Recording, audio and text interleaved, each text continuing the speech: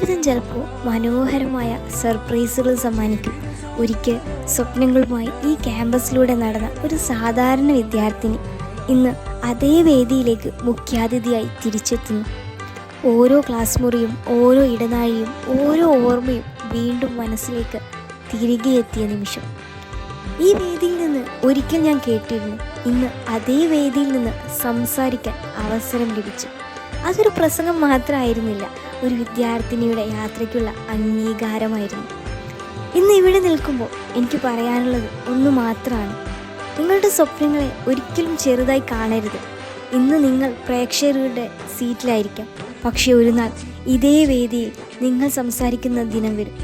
ഇത് വെറും ഒരു വീഡിയോ അല്ല, സ്വപ്നങ്ങളിൽ വിശ്വസിക്കുന്ന ഓരോ വിദ്യാർത്ഥിക്കുമുള്ള സന്ദേശമാണ്. ഇത് എനിക്ക് പറ്റിയെങ്കിൽ നാളെ തീർച്ചയായും നിങ്ങൾക്കും പറ്റും. അപ്പോൾ ഇത്രയേ ഉള്ളൂ. Okay, by.